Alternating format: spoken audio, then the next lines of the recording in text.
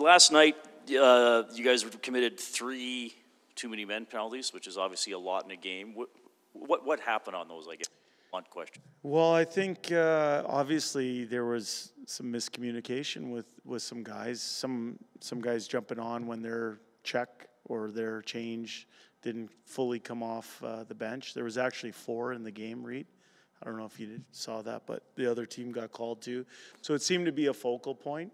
I don't think the people who jumped on affected the play or anything like that, but there was certainly a violation. In the end, you're responsible for jumping on for the people that you're changing for, and we can do a better job. When you have a... I thought the penalty kill was excellent, though, by the way. Sorry? The penalty kill was great. Yeah. Yeah. Fair enough. On those, yeah.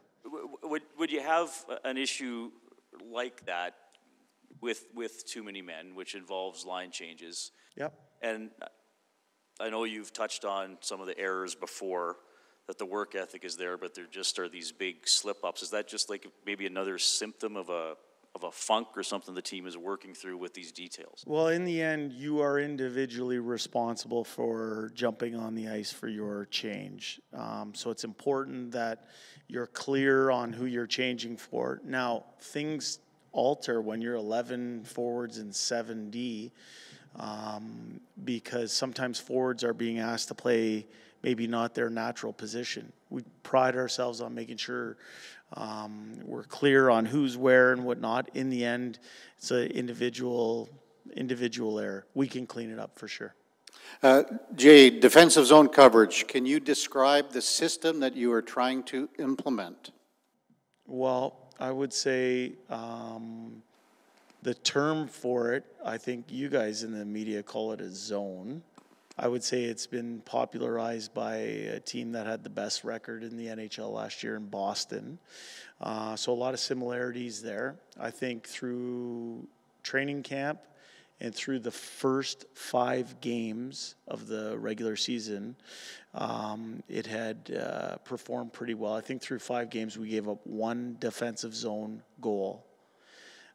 Last night it wasn't good enough. Part of that's on us. Part of that's a credit to the other team that did some unique things, some good things, and their top players found a way to break it. But there's certainly some areas where we can be better in that coverage. How different is it than what you did last year, and why does it appear, one player in the unit might be looking at another guy and unsure of what he's going to do and unsure of what his teammate might do at any given time? Yeah, I wouldn't say that's the word that we would use. I think it is a different system. It's a system that was embraced by everybody in our organization as an area we wanted to go to.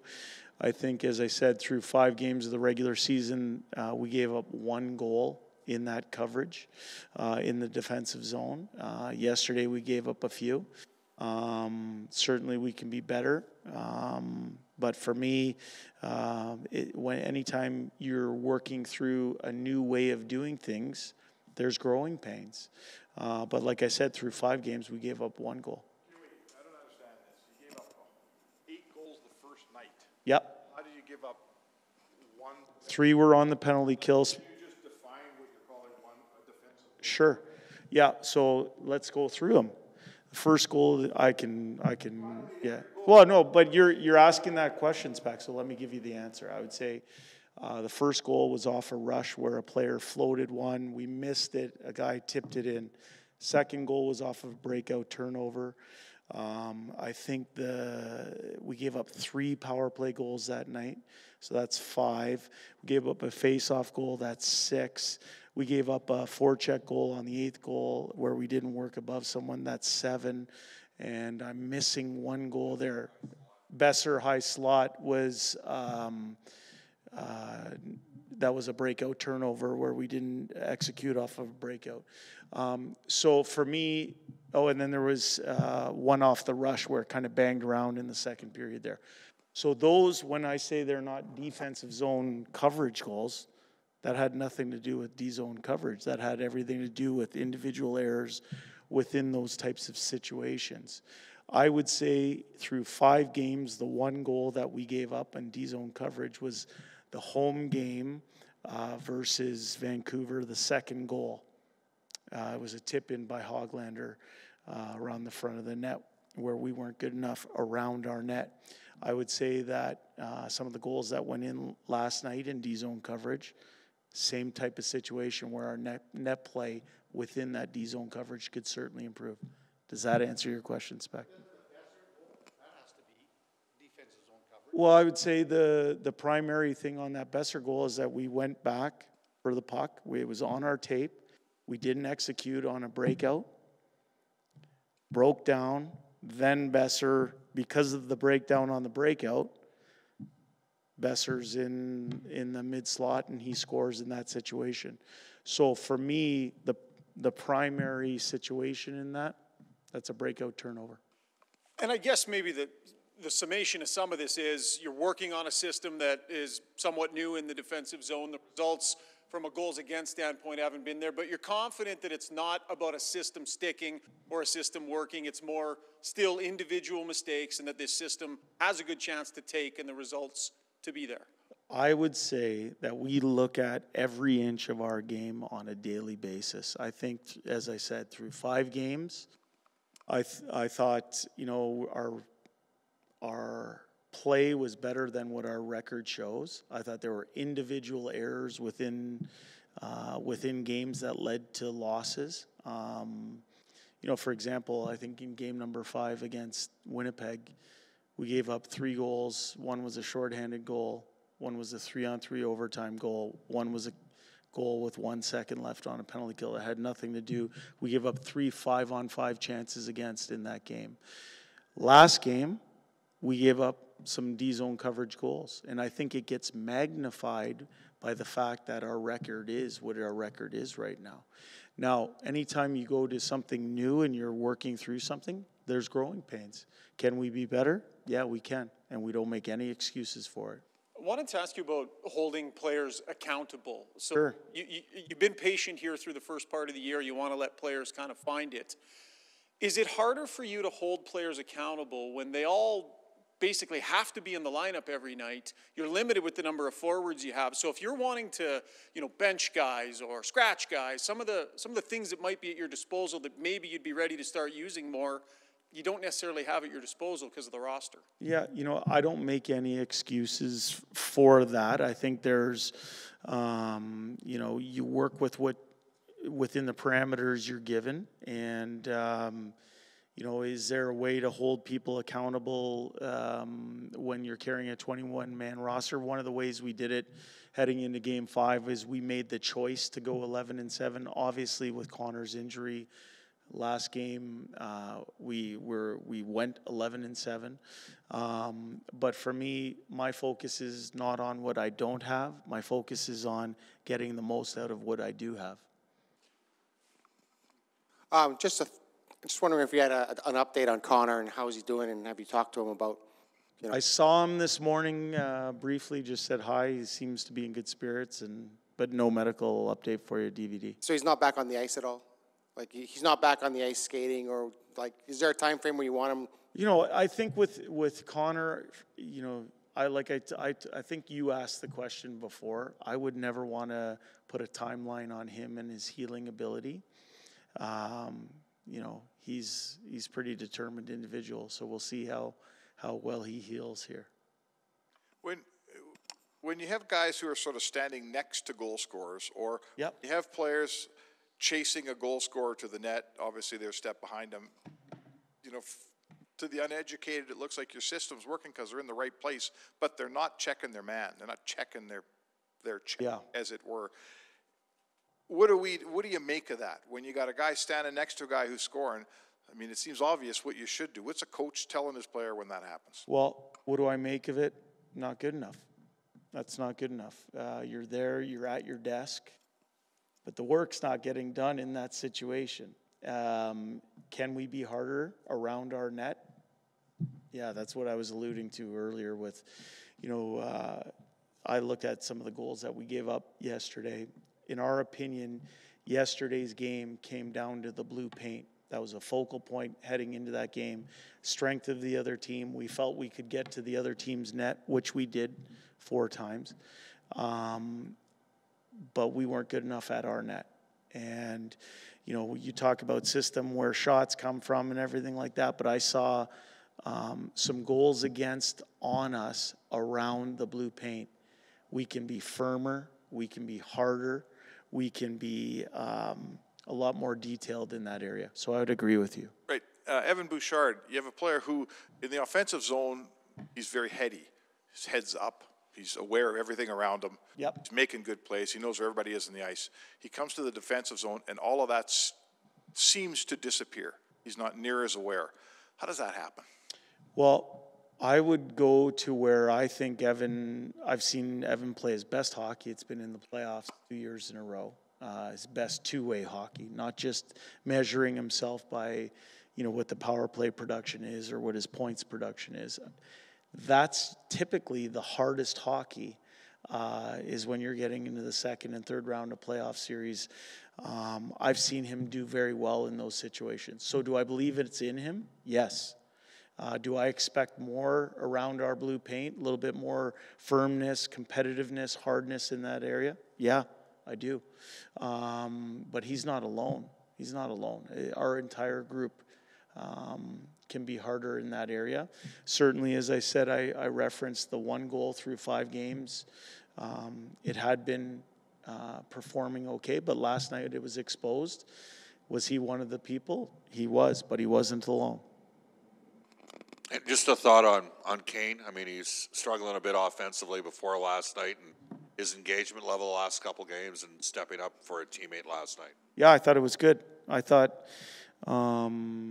Evander, obviously he fought for a great reason, which was to step in for a teammate. He found some offense. He made a great play on that face-off goal that we scored. And then he was rewarded late on the power play. I thought he played a good game. The one guy that no one in here asked me last night and no one in here that has asked me today is I think Warren Fogle has played very well as well. Someone who, you talk about people raising their game when a team needs you. I think Warren's playing with some passion and at a work rate that we're really happy for him. Jay, yes. How long can a coach, I guess you don't have much say when you only have 12 forwards, but when half your forwards don't even have a point yet, what do you say to the team, to your forwards? Look, you gotta do something here. You just can't go out and play your 15 minutes, and at the end of the night, you have nothing to show for it. Yeah, well, what I think you do is you try and give your players a compass to find success. You don't just bury them and say, well, I give you 15 minutes and nothing's happening. What's going on here? I think you try and help them. There's things you can do to remind them where they've had success in the past. There are things that you walk through their game with them. You explain the way the game is being played now. The game in 2023-24 season is being played differently than it was 2 years ago. It's just a fact. So we have to evolve and find our way within today's game. And are there individuals in that group that you mentioned that can play better? Yes, there are. Should the players stop saying it's early in the season? You know what? I think, as I said earlier, I think things get magnified when your record is what our record is. They get magnified. If you were sitting at 4-1 heading into last night's game, you would chalk last night up to a bad period, I think. But it feels different when your record is what our record is right now. Now, we can use that in different ways. We can get past the mad and be solutions-based or problem-solving based, or we can wallow in, oh, woe is us. I think our players understand where we're at. We have to take a step, but talk's cheap.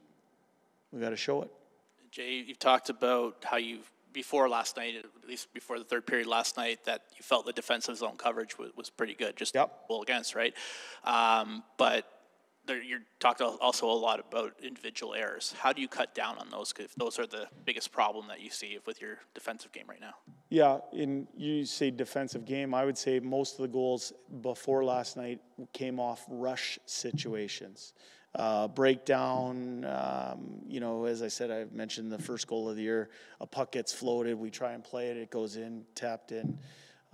Those type of situations. I wish I could tell you it was a certain thing teams were identifying and, they were coming in, but the way we see it is there's little individual errors within the system, lapses. That comes down to individuals working through some things. Is it individual readiness? Sure. Is it overcoming maybe missing training camp? Maybe. Is it making sure you're getting reps in certain situations that are new or we're playing something a different way? Yeah. But in the end, we can be better. The whole group can be better, but individually we can be better as well. I wonder if I know you have to run 11 and 7 right now. You have the 20 guys that you have, but with a healthy roster, do you feel like you're missing a natural fourth line center team? Does that change? Would that change the dynamic of the forward group? Here's what I would say. I would go back to what I said earlier, which is I worry about what's immediately in front of me. My job is to get the most out of the people that are immediately in front of me. And as I said, try and develop solutions and solve problems. That's where our focus is. I don't worry about what we don't have. I care, and my attention is directed to what we do have.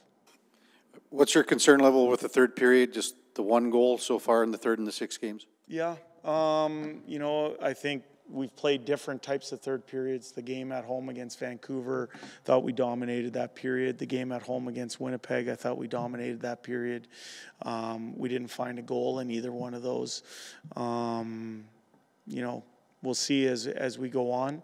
But one goal in 6 games in the third period isn't going to cut it. It's an area we can improve at.